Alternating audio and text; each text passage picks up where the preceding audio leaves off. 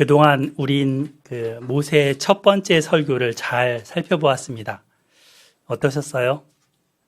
설교를 하기까지 모세가 120년의 세월을 하나님과 진하게 동행하면서 배우고 깨닫고 그리고 경험한 바를 들었던 말씀을 설교로 전했었습니다.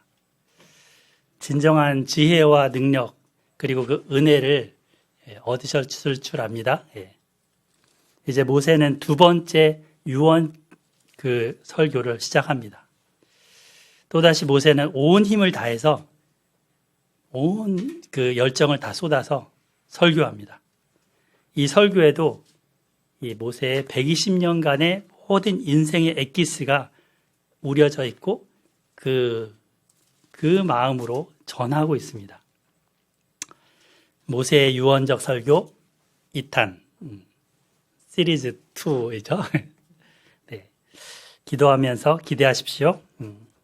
그리고 여러분도 죽기 전에 정말 내가 사랑하고 아끼는 사람한테, 그 자손들한테 또는 또 다른 사람들한테 어떤 말을 남길 것인가 생각해보는 시간이 되기를 바랍니다. 이 두 번째 설교는 첫 번째 설교에 비해서 그 분량이 매우 깁니다. 5장부터 시작을 해서 26장까지 계속됩니다. 장수로만 해도 굉장하죠. 신명기 전체에서 한 65% 정도 해당합니다. 그리고 그 내용이 십계명입니다. 이것은 레위기 율법에 대한 꼼꼼한 해설이면서 또 가나안 땅에 들어갈 그들에 대한 구체적인 적용입니다. 44절부터 한번 보겠습니다. 4장 44절. 모세가 이스라엘 자손에게 선포한 율법은 이러하니라. 이스라엘 자손이 애굽에서 나온 후에 모세가 증언과 규례와 법도를 선포하였으니. 언제 이 설교를 했다고 쓰여 있습니까? 애굽에서 나온 후에 선포했다 하죠. 이때가 몇 년이라고요? 1446년, BC 1446년. 그러니까 지금부터 3500년 거의 전이죠. 중요한 해입니다. 이 애굽에서 나온 해, 이거는 우리로 적용하면 내가 하나님 말씀을 듣고 주님을 그리스도로 고백한 그리고 그 구원을 경험한 그 해입니다. 저는 1985년 까마득하죠. 지금 그 당시에 태어나지도 않은 우리 어린이들도 있는데 대학교 1학년 때였습니다. 성경은 저에게 그렇게 그 당시에 다가왔습니다. 이 성경은 사실은 율법주의도 반대하고 율법 폐기론도 반대합니다. 그러니까 율법주의는 율법을 지켜야 구원받는다 여기는 거죠. 또 율법 폐기론은 예수님만 믿으면 되지 뭐. 구약의 율법 이제는 다 폐기된 거야. 필요 없는 거야 라고 하는 거죠. 이 둘 다 비성경적인 겁니다. 율법은 선하고 의로운 것이라고 바울 사도가 얘기했고 예수님도 율법의 1.1획도 천지가 변할지라도 변하지 않는다. 다 이룬다 말씀하셨습니다. 예수님이 그렇게 말씀하셨습니다. 그러면 이 율법은 누구한테 필요한 겁니까? 여기 출애굽 애굽에서 나온 후에 이 설교를 했다고 했습니다. 율법이 선포되고 있는 겁니다. 그러니까 출애굽이라는 구원의 경험을 했던 백성들, 예수님을 믿고 구주로 영접한 우리들, 여기에 해당됩니다. 구원을 받기 위해서 율법이 주어진 게 아니고 구원 이후의 삶, 거룩한 삶을 살도록 하기 위해서 주어진 것이 율법입니다. 근데 또 안 믿는 사람들에게도 사실은 율법이 또 필요하죠. 왜냐하면 율법이 마치 이렇게 우리가 매일 아침 자고 일어나면 화장대 앞에, 거울 앞에 서잖아요. 그런 것 같이 나의 모습을 비춰주기 때문입니다. 눈곱도 이렇게 거울 앞에 있으면 보이고, 코딱지도 보이고 이러면서 떼내고 세수하고 이렇게 씻고 이렇게 되는 거잖아요. 그것처럼 하나님의 말씀, 이 율법을 보면서 내 속에 죄로 드러납니다. 내 속에 연약함이 밝게 보여집니다. 그리고 이 율법을 통해서 죄에서 돌이킬 수 있도록 하도록 우리를 말씀을 하는 거죠. 그래서 우리가 이 십계명의 말씀, 신명기, 구약의 율법, 이것을 잘 배우고 익혀야 되는 것입니다. 모세가 왜 이렇게 길게, 두 번째 설교를 이렇게 길게, 그리고 또 이렇게 많이 신신당부했는지 조금 이해가 되시죠? 자, 모세는 이것을 어디서 설교를 했다고 합니까? 46절 보시면 요단 동쪽 벳부올 맞은편 골짜기에서 그리하였더라 라고 합니다. 이 벳부올 맞은편 골짜기, 이곳은 어떤 땅이라고 합니까? 앞서 우리가 2장과 3장에서 보면 에돔, 모압, 암몬 이렇게 거쳐온 다음에 아모리 족속 두 족속을 만났죠. 아모리 족속의 두 왕을 만났죠. 헤스본 왕 시온과 바산 왕 옥. 그들을 만나서 대대적인 전쟁을 했고 하나님이 주신 승리를 살펴보았습니다. 그래서 차지하게 된 땅, 그 땅에 이제 있어서 말씀을 우리가 배웠었는데 이 요단 동쪽 벳부올 맞은편 골짜기가 그곳이죠. 모압 위쪽 경계 지역인데 거기 보면 뒤에 보면 아르논 골짜기의 아로엘에서부터 이렇게 나옵니다.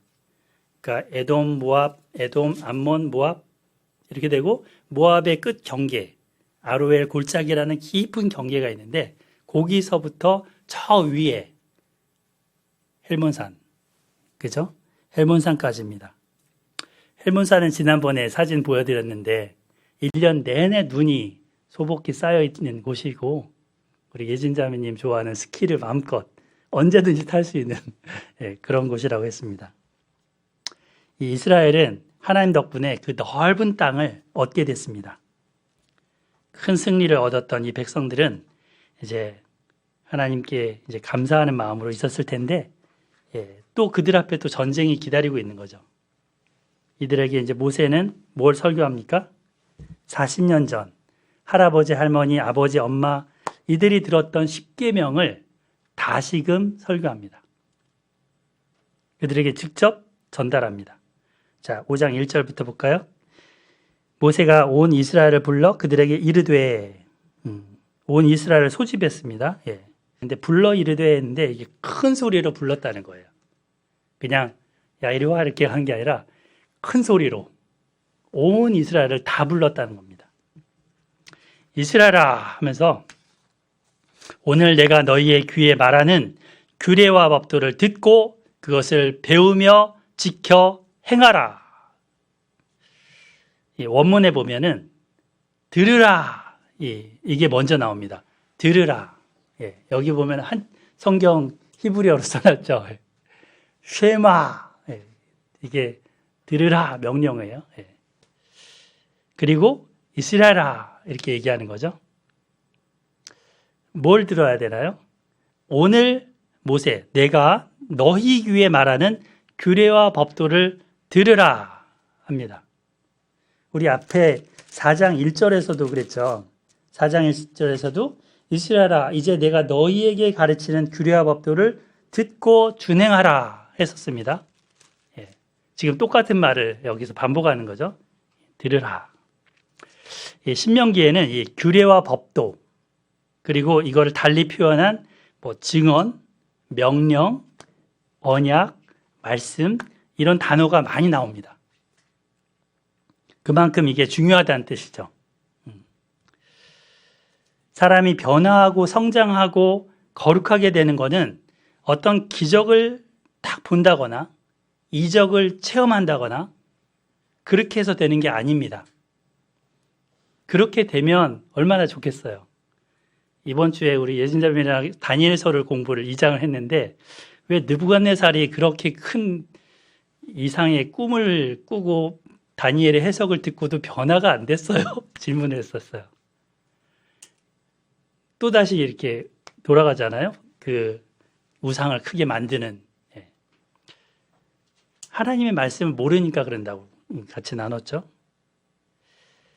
오로지 하나님의 말씀을 듣고 지키며 준행함으로 하나님의 뜻을 따르고자 할 때 성령께서 도와주시고 우리를 변화시켜 가십니다.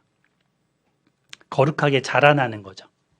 이것이 구원받는 성도들이 이 하나님의 규례와 법도, 명령과 언약의 말씀을 자주, 매일, 매주, 매달, 매년, 평생 들어야 하는 이유입니다.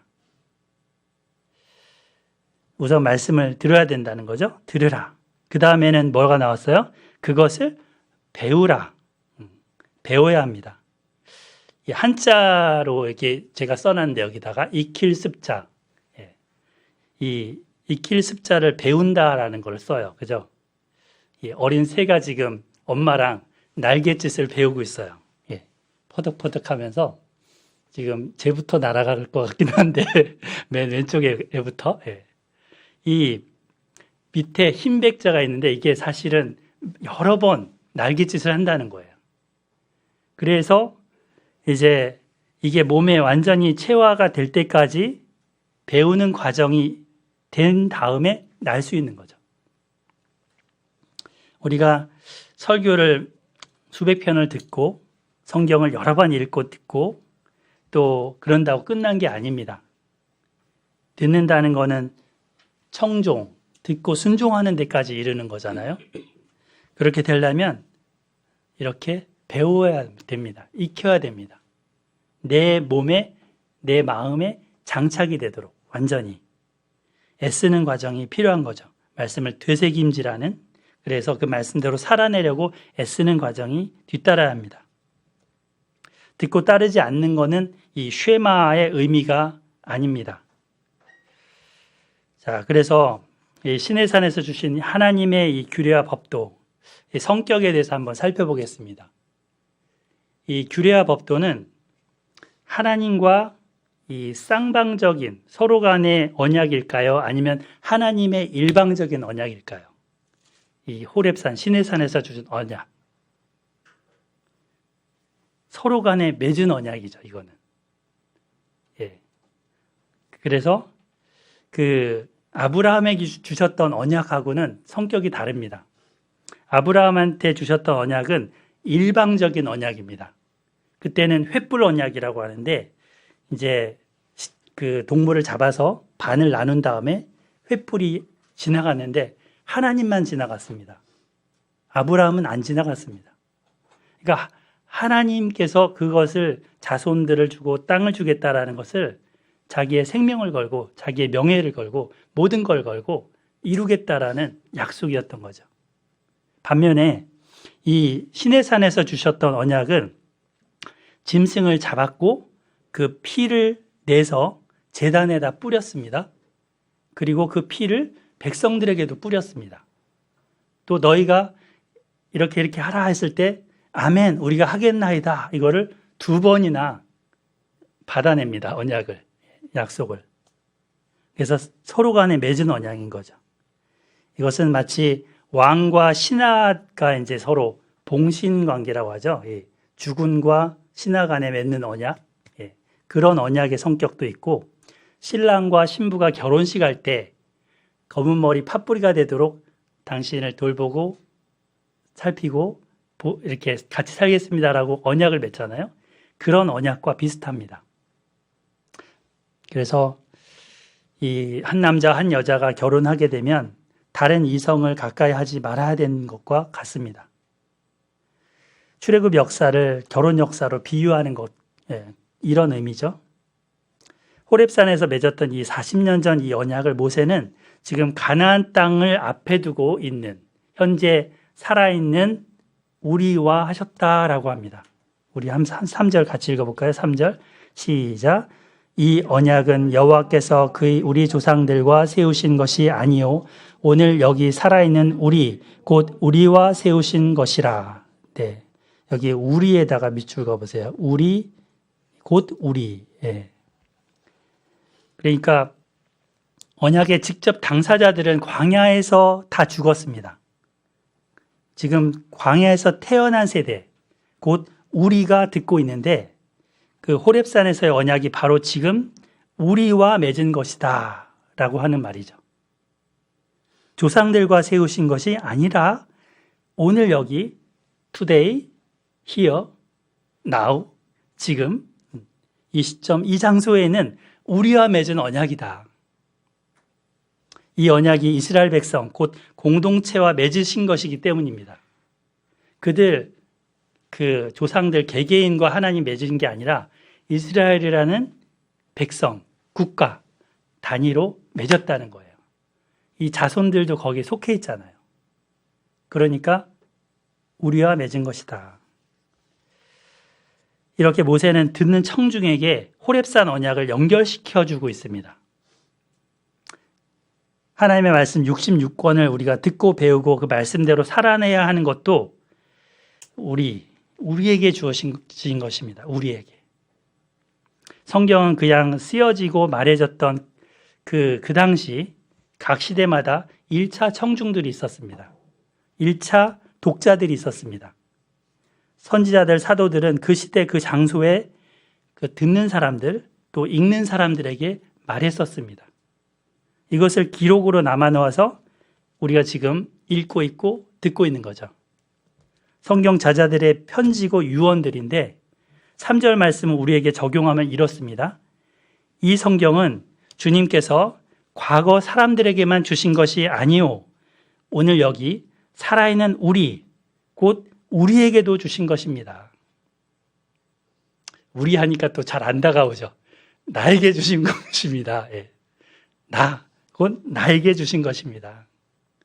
너에게 주신 것입니다. 우리에게 주신 것입니다. 이 말씀은 현대를 살아가는 우리에게 주시는 하나님의 말씀이라는 거죠. 성경이. 사실 우리는 성경이 나하고는 무관한 것으로 알고 살았던 분들이 많습니다. 과거에는 하나님 없는 사람들이었습니다. 물론 이제 그 모태신앙, 그래서 부모님 따라서 교회에 다니면서 하나님을 늘 문화적으로 익숙하게 듣고 배웠던 분들도 많습니다. 하지만 또 다른 개인적으로 인격적으로 하나님을 알기까지는 마음 중심에서는 하나님 없는 삶을 살기도 했던 것이죠. 우리는 이 이스라엘 편에서 볼 때는 이방인이었습니다. 성경에서는 긍휼을 받지 못한 자다라고 하죠. 우리나라 이 조선, 대한민국도 사실은 그런 하나님 없는 사람들로 이루어진 땅이었습니다. 하지만 1885년 4월 5일 미국 선교사였던 그 장로교 선교사 또 감리교 선교사 아펜젤레와 언더우드 선교사가 인천의 제물포항으로 선교하기 위해 들어왔습니다. 그들은 일본을 거쳐서 들어왔는데 일본의 요코하마에서 한 한국분을 만납니다. 그 한국분은 원래는 농업을 배우기 위해서 그 고종의 명령을 받아서 갔던 분이에요. 근데 그곳에서 일본의 크리스찬을 만나서 전도를 받고 이분이 개종을 하게 되죠. 그리고 나서는 자기의 사명이 성경을 번역하는 것이다 라고 깨닫게 됩니다. 그리고 성경을 번역하게 했는데 이수정 선교사라고 이름이 좀 여자 같지만 남자분이에요. 예. 이수정 선교사님. 그분이 마가복음을 번역을 했습니다. 약 1000권을 찍어냈어요. 그리고 그 중에 책 일부를 이들이 이 아펜젤러와 언더우드가 받아들이고 우리 땅으로 온 것입니다. 참으로 귀한 일이죠. 그 이후에 이제 거의 100여 년이 흘렀는데 이제 성경은 우리가 마음껏 언제든지 꺼내서 읽을 수 있게 됐습니다. 그 당시는 너무 귀한 책이었어요. 그 전까지만 해도 이 성경을 아무나 볼 수가 없었습니다. 저는 이제 아까 서두에 말씀드렸던 1985년 1학년 때, 대학교 1학년 때 그 마가복음으로 성경 공부를 시작했습니다. 회개하고 복음을 믿으라.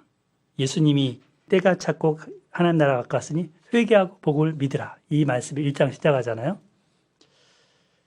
그 목사님이라고 그 당시 그 센터에서는 그 선교단체에서는 그 얘기하시는데 1대1 성경 공부 가르치는 분이 뭐라고 하냐면 원주 형제님은 인본주의를 회개해야 됩니다. 이러는 거예요. 그래서 신본주의와 인본주의를 비교하면서 설명을 하는데 도저히 받아들일 수가 없었습니다. 무슨 인본주의가 나쁜 거예요. 전혀 저항을 했죠. 그러다가 이제 차근차근 말씀을 들으면서 예수님을 그리스도로 받아들이게 되었습니다. 하나님의 말씀은 평생의 나의 길이요 등불이 되어 주었습니다. 하나님의 말씀이 그냥 종교 서적 중 하나가 아니고 신화나 소설 같은 그 책 정도가 아니고 온 우주를 지으신 그리고 이 지구와 우리를 지으신 하나님이 쓰신 책이구나. 성경 저자들을 통해서 우리에게 주시는 나에게 주시는 책이구나라는 것을 알게 되면서 성경만 붙들고 살아왔습니다. 성경을 붙들고. 호렙산에서 맺었던 그 언약이 출애굽 제2세대 광야 세대와 직접 이렇게 맞닿아 있었듯이 이 성경 66권의 약속과 경고는 지금 여기 분당 순회동 다운타운 빌딩의 에스라 소망교회에 모여서 예배드리는 우리에게 2022년 10월 16일 오늘 이 시점에 있는 우리에게 맞닿아 있습니다. 2000년 전 그때 그 사람들에게가 아니라 바로 우리에게 있다는 거죠. 신명기는 여러분과도 이렇게 연결지어집니다. 물론 우리는 예수님의 피로 인한 새 언약으로 하나님과의 관계를 맺었습니다.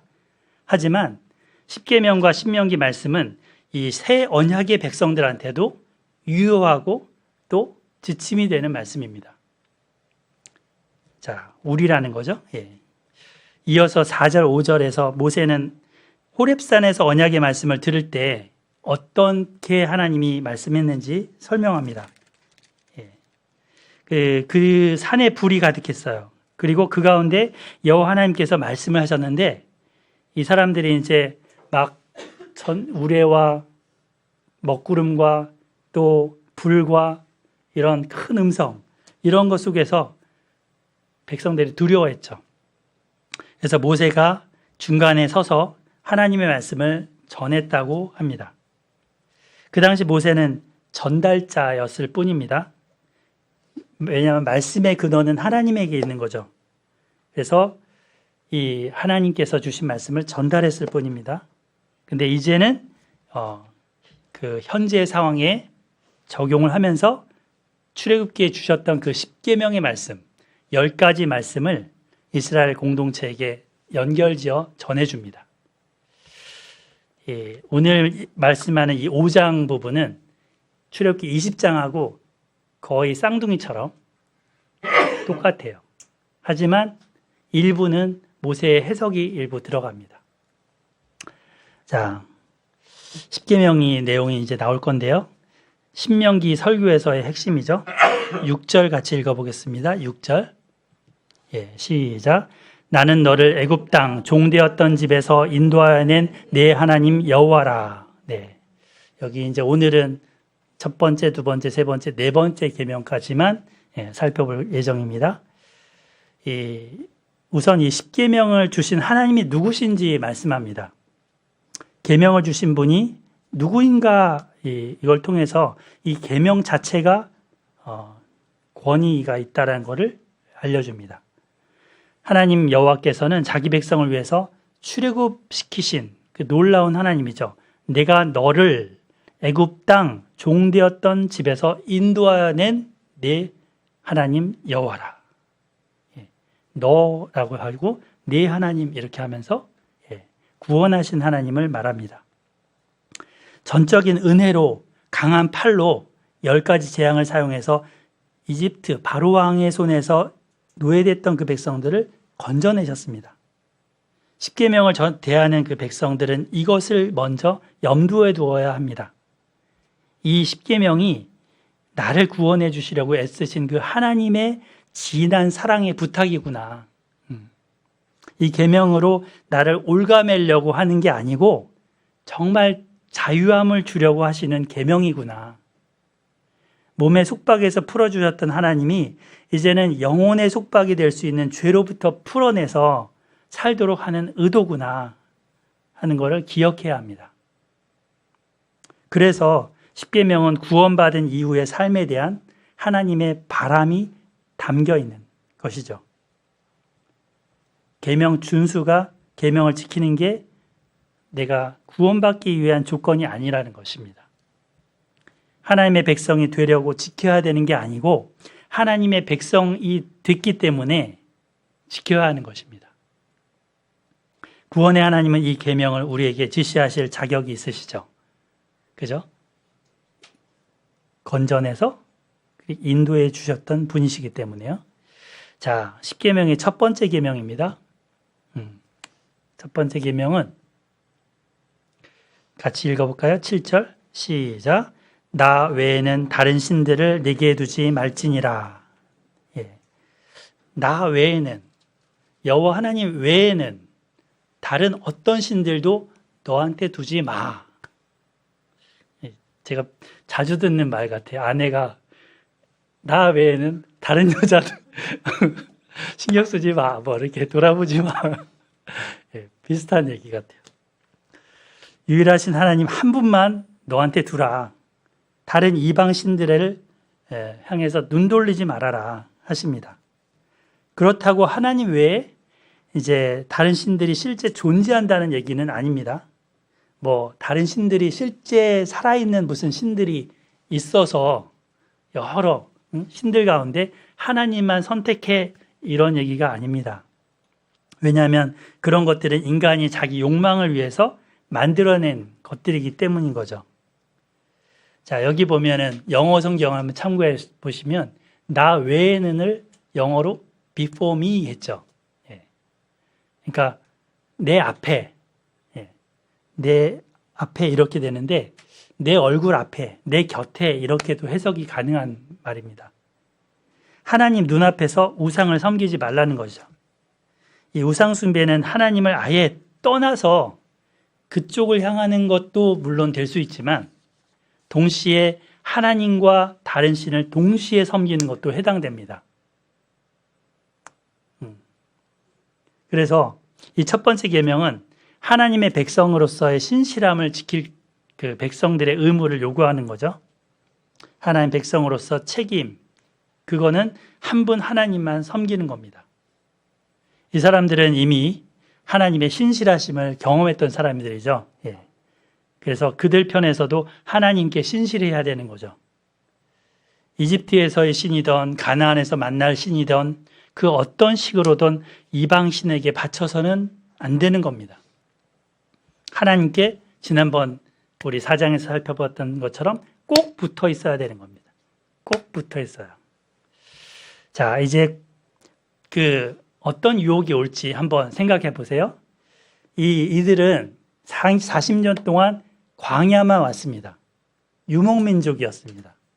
그런데 이제 들어갈 땅은 농경지입니다. 목축지도 있지만 농경지입니다. 그리고 거기는 농경 문화가 기본적입니다. 근데 그 땅의 사람들은 이 농경 신을 따로 믿었어요. 바알 신과 아세라 신이죠. 예.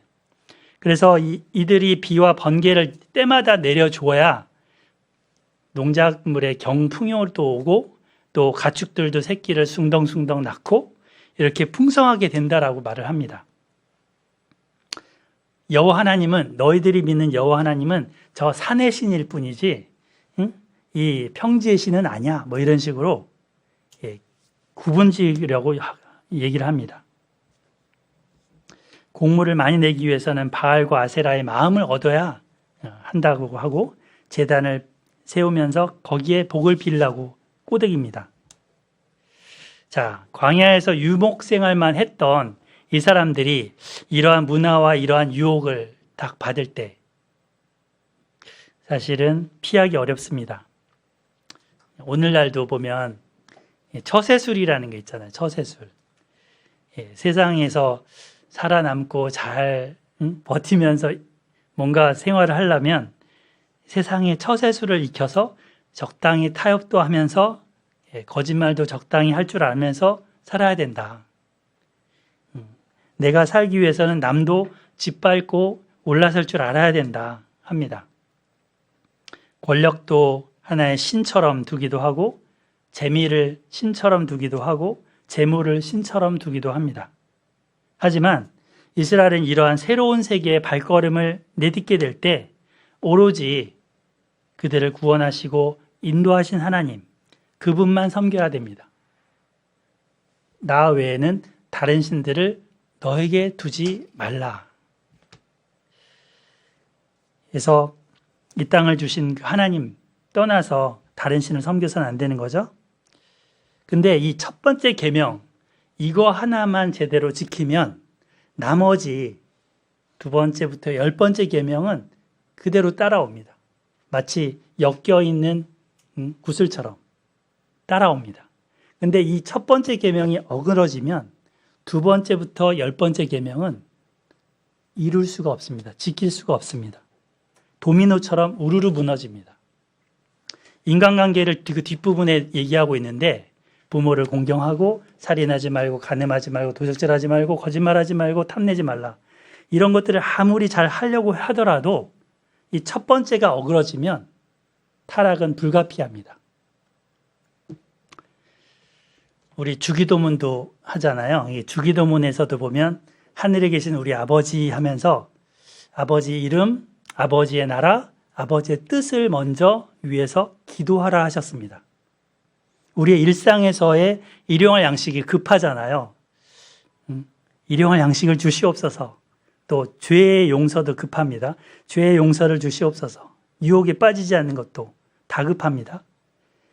이런 게 더 우선적으로 보일지라도 먼저 그의 나라와 그의 의를 구하라. 이게 참된 순서입니다.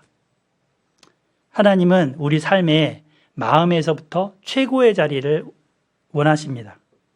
아니, 유일한 자리를 원하십니다. 우리 자신을 맡기는 존재에 있어서 하나님을 대신할 존재가 없습니다.